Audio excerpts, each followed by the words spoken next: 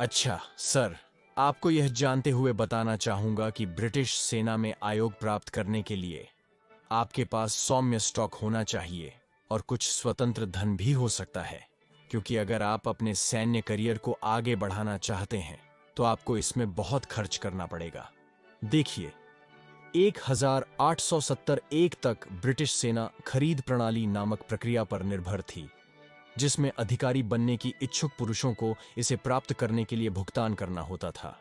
और इस pattern voted video में मैं ठीक से समझाऊंगा कि वह भुगतान प्रणाली कैसे काम करती थी और आपको 18वीं या 19वीं शताब्दी के दौरान एक ब्रिटिश अधिकारी बनने के लिए क्या करना होगा।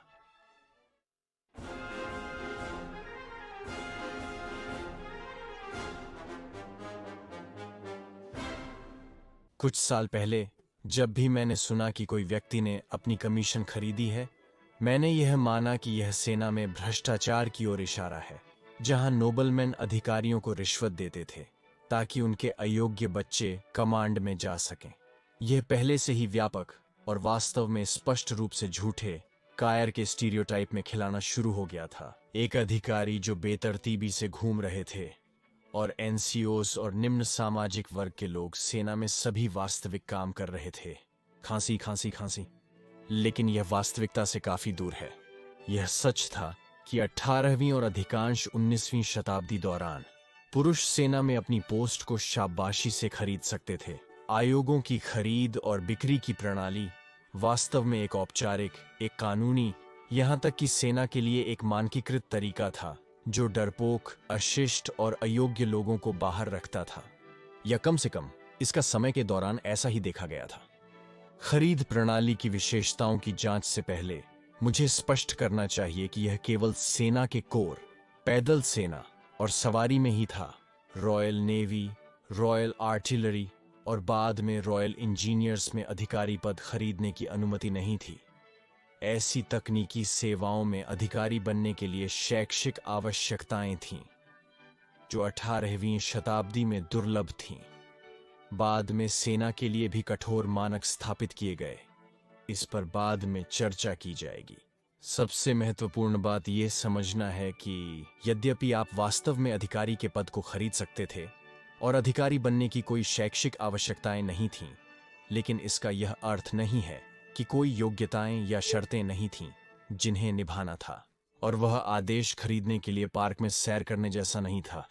आप बस घोड़े के गार्ड्स के पास जाकर खाली चेक लिखकर और फिर परेड में खेलने के लिए एक रेजिमेंट प्राप्त नहीं कर सकते थे। सबसे पहले आदेश के लिए कम से कम 16 वर्ष की उम्र होने चाहिए, और हर आदमी उसकी सामाजिक स्थिति, आयु या धन की परवाह किए बिना हमेशा सबसे निम्न आदेशित पद से शुरू करना पड़ता था। पैदल सेना में आप इंसाइन के रूप में और सवारी सेना में कॉर्नेट के रूप में शुरू करते हैं। सैंडहर्स्ट जैसे सैन्य अकादमियों में औपचारिक अधिकारी प्रशिक्षण कार्यक्रमों की उत्पत्ति 1801 में स्थापित रॉयल मिलिट्री कॉलेज में हुई, जो यूरोप में ऐसे प्रशिक्षण कार्यक्रमों के विस्तार का हिस्सा था। इस आदेश के लिए आदमी को सैन्य सचिव द्वारा सर्वोच्च कमांडर से आवेदन करने की जरूरत होती थी। यह मत सोचिए कि आपको केवल एक इंसाइन बनने के लिए राजा या रानी से संपर्क करना पड़ेगा, जबकि वर्तमान में ब्रिटिश सैन्य के सर्वोच्च कमांडर राजा हैं। लेकिन 1804 से पहले इस पद को एक सामान्य या फील्ड मार्शल द्वारा संभाला जाता था। इस भूमिका के कुछ पुरुष जैसे General George Monck, John Churchill, भविष्य के मार्लबरो के duke, Geoffrey Amherst, Sir David Dundas, Arthur Wellesley, पहले वेलिंगटन के ड्यूक, और गार्नेट वोल्सली, पहले विस्काउंट वोल्सली हैं, जिनके नाम आपने सुने होंगे। रुको लड़के, क्या तुम सोचते हो कि अपने बटुए के साथ तुम इन अद्वितीय नायकों के पास जाओ और भीख मांग सकते हो? नहीं, बिल्कुल नहीं सर। आपको सुयोग्य संरक्षक की जरूरत है, उच्च सामाजिक स्थिति के व्यक्ति की। और मैं एक उदाहरण देता हूं जिसकी सम्मानिता है। सेनाध्यक्ष आत्मविश्वासी होते हैं। यह केवल होता है जब आपको स्वीकार्य चरित्र और स्टॉक माना जाता है, तब आप अंततः कमीशन के लिए रजिस्टर होने में सक्षम होते हैं। केवल जब आपके लिए एक स्थान खुलता है, तभी आपको प्रारंभिक पद प्राप्त करने की अनुमति दी जाएगी।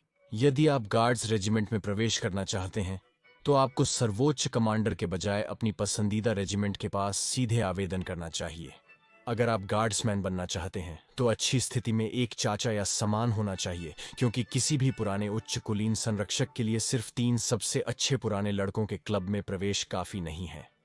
मैं यह भी जोड़ना चाहूंगा कि अगर आप 1849 के बाद किसी भी समय आवेदन कर रहे हैं तो आपको शिक्षा आवश्यकताएं पूरी करनी होंगी और सेना की प्रवेश परीक्षा पास करनी होगी।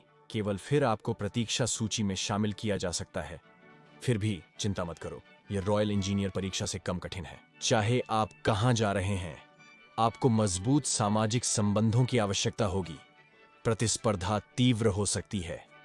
हर युवा स्वयंसेवी जेंटलमैन जो भावी आयोग के वादे पर सेना में भर्ती होता है, मैदान में साबित होने का अवसर पकड़ता है, अपने प्रभावशाली संरक्षक को प्राप्त करता है और खुद के लिए एक मुफ्त आयोग जीतता है। वास्तव में पुरुषों को भुगतान किए बिना प्राप्त होने वाले मुफ्त आयोग वहां थे। अधिकारियों को अपने करियर के दौरान अधिकांशतः कम से कम एक मुफ्त आयोग मिलता है और वे अपने पहले आयोग के उम्मीदवारों को आमतौर पर प्राथमिकता देते हैं। इसने साहसी और प्रतिभाशाली युवाओं को बिना धनी समर्थन या स्वतंत्र धन के अधिकारी दल में प्रवेश करने की अनुमति दी, लेकिन अंततः यह हमेशा मुख्य कमांडर पर निर्भर करता था कि क्या आयोग मुफ्त में प्रस्तावित किया जाना था या नहीं। सामान्यतः 19वीं सदी की शुरुआत में सैन्य अकादमियों के परिचय के बाद सबसे अधिक अंक प्राप्त करने वाले कैडेट्स को इन मुफ्त आयोगों का लाभ मिलता था। जिन्होंने कट नहीं बनवाया वे आयोग खरीदने के लिए पहले रजिस्टर हुए। वास्तव में 1827 के बाद से सभी मुफ्त आयोग सैंडहर्स्ट स्नातकों, वर्तमान एनसीओज या सम्मान के पृष्ठों को दिए गए। तो ठीक है, शायद किसी स्वर्गीय चाल से आप जैसे एक ब्लैक गार्ड ने अकादमी से कम कुछ योग्यता के साथ स्नातकता प्राप्त करने में सफलता पाई है, खुद को किसी योग्य स्थिति के प्रशंसक पाया और अंततः आपके लिए एक स्थिति खुल गई। तो बधाई हो, आपने अपनी पहली आयोग प्राप्त कर ली है और वह भी मुफ्त में। लेकिन यदि यह मुफ्त था तो भी आपने शायद खर्च किया होगा, पहले से ही बहुत सारे पैसे, या शायद मैं कहूं दूसरे लोगों के पैसे। अंत में आपकी वर्दी खुद भुगतान नहीं करेगी, है ना? वे साल जिनमें उन्होंने सज्जन स्वयंसेवक या सैंडहर्स्ट कैडेट के रूप में अपने कर्ज भी उतारे हैं। खैर, उज्ज्वल पक्ष पर आपका नया आदेश वास्तविक नकद मूल्य है। यह एक वित्तीय संपत्ति है, एक स्टॉक या हिस्सेदारी के समान, और इसे अच्छी कीमत पर बेचा जा सकता है। आपकी सेवा के दौरान आपके पास एक अच्छी राशि होगी, लेकिन हम इसके बारे में बाद में और चर्चा करेंगे। यदि आपकी सेना के साथ आगे बढ़ने की उम्मीद है तो अपनी साधारण उपाधि के अतिरिक्त एनसाइन या कॉर्नेट आपको बड़ा निवेश करना पड़ेगा। सेना में नई स्थिति प्राप्त करने के लिए आप अपनी पुरानी कमीशन को बेचकर पदोन्नति की अधिक लागत की ओर जा रहे होंगे। मूल रूप से ऊपर जाने के लिए आपको खुद ही लागत में अंतर चुकाना होगा। हाँ, मैं स्वीकार करता हूं कि तकनीकी रूप से आप अपनी कमीशन के बिना भी पदोन्नति कर सकते हैं, क्योंकि आप देखते हैं जबकि अधिकांश मुफ्त कमीशन अधिकारी कोर को प्रवेश कर रहे पुरुषों को प्रदान की जाती हैं, वहां हमेशा अन्य अवसर होते हैं। उदाहरण स्वरूप, यदि अधिकारी कोर विस्तारित होता है, शायद नई रेजिमेंट के कारण या ऐसी कुछ स्थिति में, तो ये नए पोस्टिंग आमतौर पर मुफ्त होती हैं।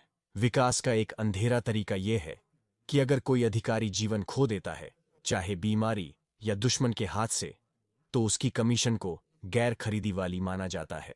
वास्तव में युद्ध एक भयानक और गंदा व्यापार हो सकता है, लेकिन अधिकारी वर्ग के लिए यह एक अत्यधिक लाभकारी भी हो सकता है, क्योंकि हर जीते या हारे हुए युद्ध और हर बीमारी के दौर के लिए एक ढेर सारी नई नौकरी की पोस्टिंग उपलब्ध हो जाती है, जिससे सबसे उत्साही और धर्मनिष्ठ अधिकारियों को तेजी से और सस्ते में उन्नति का अवसर मिलता है। मानते हैं कि वे युद्ध में भी जीवित रहते हैं। यदि आप आसानी से कामकाज की उम्मीद कर रहे हैं तो अधिक उम्मीद न करें, क्योंकि यदि कोई अधिकारी सेवानिवृत्त होता है या सेवा छोड़ता है तो उसकी कमीशन को भुगतान योग्य बनाया जाता है। अगर आपका लेफ्टिनेंट सेवानिवृत्त होता है या पदोन्नत होता है और आप उसकी जगह चाहते हैं, तो आपको अपने दोनों कमीशन के मूल्य का अंतर चुकाना होगा। मान लीजिए आपने करियर के दौरान अतिरिक्त पैसे कमाए और अंततः आपका पुराना लेफ्टिनेंट आगे बढ़ रहा है। खैर, बस आप अचानक अगली पदवी को खरीद सकते हैं।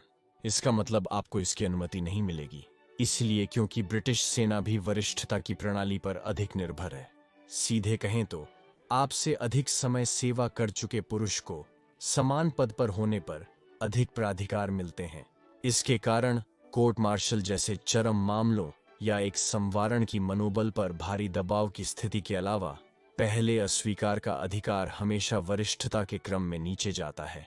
अतः यदि वहां एक अन्य एनसाइन है जो भी वही काम कर रहा है और जिसकी आयोग की तारीख आपसे 1 महीने पहले है, तो वह न कि आप इसे प्राप्त करेगा। अपनी अगली पदवी खरीदने के लिए न्यूनतम वरिष्ठता आवश्यक है। अगर सामने वाला व्यक्ति अवसर नहीं लेता तो आपको कुछ वर्षों तक अपनी स्थिति में रहना पड़ेगा। आप स्वीकार करने से पहले आपको कप्तानी प्राप्त करने के लिए कम से कम 2 साल तक उप अधिकारी जैसे एनसाइन, कॉर्नेट या लेफ्टिनेंट के रूप में रहना होगा। मेजर या उससे अधिक का पद प्राप्त करने के लिए कम से कम 6 साल का अधिकारी अनुभव जरूरी है। अगर आप 19वीं शताब्दी में आवेदन कर रहे हैं तो आपको अपने नए कार्यभार को संभालने के लिए और एक परीक्षा पास करनी होगी जो विक्टोरियन युग के दौरान आयोजित की गई थी। अधिकारी कोर को व्यावसायिक बनाने के लिए अब भुगतान आयोग बाजार बिल्कुल भी मुक्त नहीं था। अब आधिकारिक रूप से बात करें, हर पद के लिए आयोगों के लिए एक पूर्व निर्धारित मूल्य तय किया गया था, जिसमें समान पद केवल सैनिकों, सवारी, गार्ड्स और घोड़े के गार्ड्स के बीच लागत में भिन्न होते थे। यह यथार्थ है कि हर आयोग का एक अनौपचारिक बाजार मूल्य होता था, जो बाजार में आयोगों की उपलब्धता, रेजिमेंट की प्रतिष्ठा, इसके स्थान और युद्ध या शांति की स्थिति पर निर्भर करता था।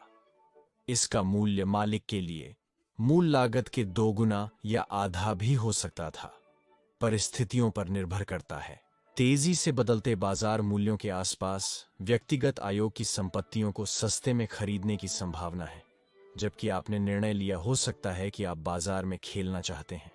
आयोग ब्रोकर की भूमिका में आप विभिन्न रेजिमेंटों के बीच कूदते हैं, अपने पद खरीदते और बेचते हैं जैसे जैसे उनकी स्थिति बदलती है। आप मैदान में व्यक्तिगत रेजिमेंटों के प्रदर्शन पर दांव लगा रहे हैं और अपनी सेवा में खुद को अलग करने का अवसर खोज रहे हैं। लगता है अच्छी कार्यवाही से आप इससे अच्छी कमाई कर सकते हैं। तो फंसाव क्या है? यद्यपि आप एक दूसरी रेजिमेंट के समान पदवी वाले अधिकारी के साथ अपना कमीशन आदान प्रदान कर सकते थे, जो शायद आपको अधिक मूल्यवान लगता है, लेकिन आप उस पद का सबसे जूनियर आदमी भी बन जाएंगे, अपनी सभी वरिष्ठता खो देंगे और इस प्रकार से उन्नति के अवसर और उस वरिष्ठता के साथ आने वाले सामाजिक संरचना में दोनों शक्तियों को भी।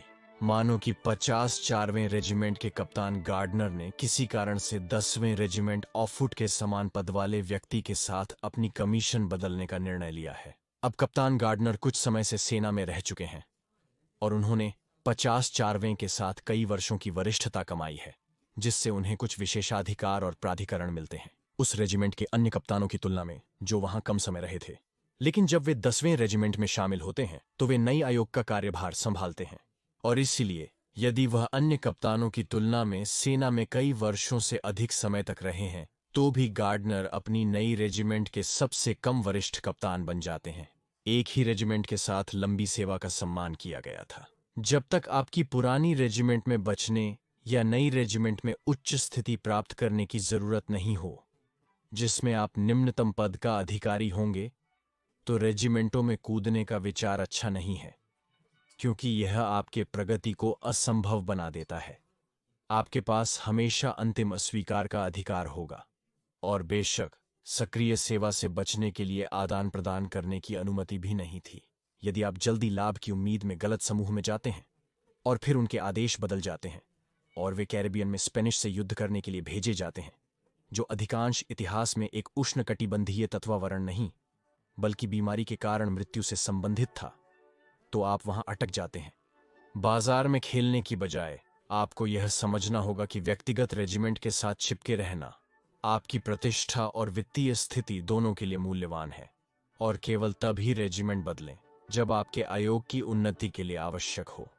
आखिरकार हर पदोन्नति के साथ आप अपने आयोग की अधिक मूल्यवानता प्राप्त करने के ऊपर एक बड़ी सैलरी खींच रहे हैं, और यदि आपका आयोग पहले उल्लिखित किसी भी साधनों द्वारा मुफ्त में दिया जाता है, तो आपको एक भी शिलिंग चुकाने के बिना उस सभी मूल्य का लाभ मिलता है। जैसा कि मैंने पहले बताया, भुगतान किए गए आयोग को शेयर बाजार के रूप में देखना एक अच्छा तरीका है। सेना आयोग एक वित्तीय संपत्ति है जिसका मूल्य बदलता रहता है, लेकिन यह स्थायी डिविडेंड के रूप में वेतन प्रदान करता है।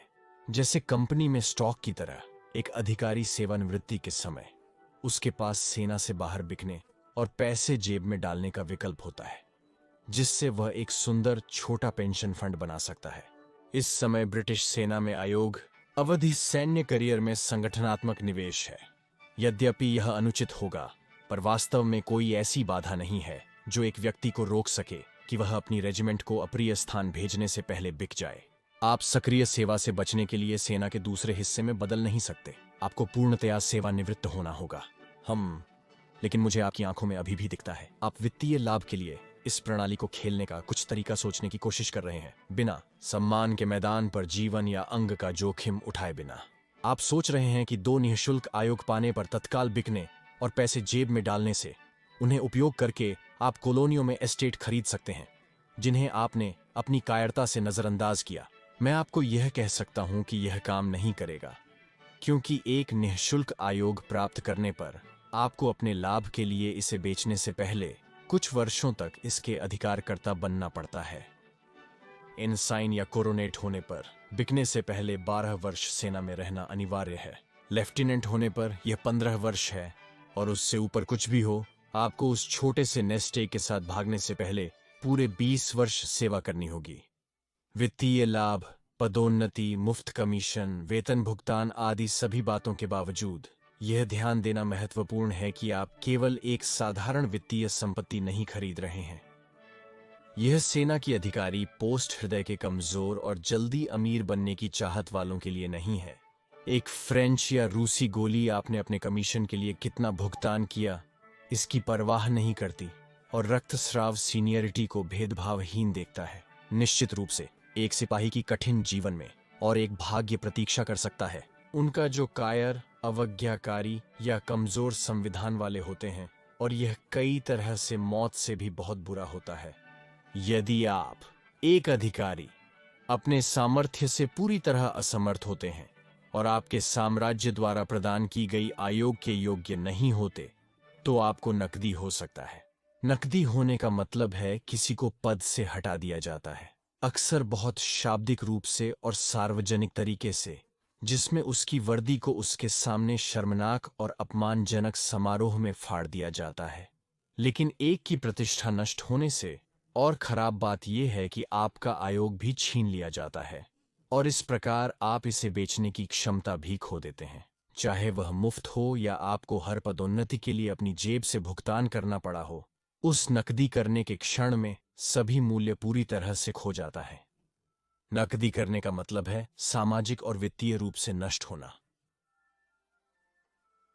और यह सब कुछ समेटता है। जैसा कि देखा जा सकता है, ब्रिटिश सेना का खरीद सिस्टम पिछले समय के मुकाबले काफी जटिल है। यह केवल किसी को भी अनुदान से रेजिमेंट खरीदने की अनुमति नहीं देता था, बल्कि यह एक जटिल प्रणाली थी जिसमें कई शर्तें शामिल थीं। इसका उद्देश्य यह सुनिश्चित करना था कि हर व्यक्ति जो अधिकारी कोर में प्रवेश करता है, वह अपने करियर और उसकी प्रगति के प्रति संवेदनशील हो।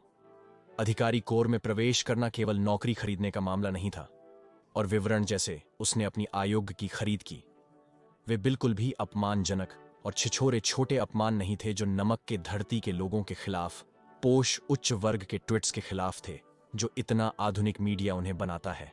वास्तव में ब्रिटिश सैन्य इतिहास के सभी महान अधिकारी वे महान लोग थे जिन्होंने अपनी स्थिति के लिए भुगतान किया। तो मैं उम्मीद करता हूं कि आप सभी सुंदर युवा समय यात्री जनता जो जॉर्जियन या विक्टोरियन युग के ब्रिटिश सेना के अधिकारी बनना चाहते हैं, आपने इस वीडियो को सहायक पाया होगा।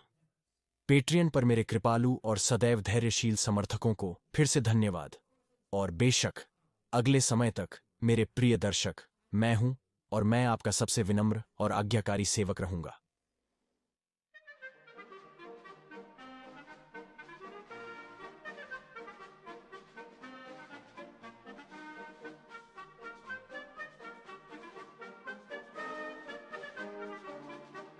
धन्यवाद।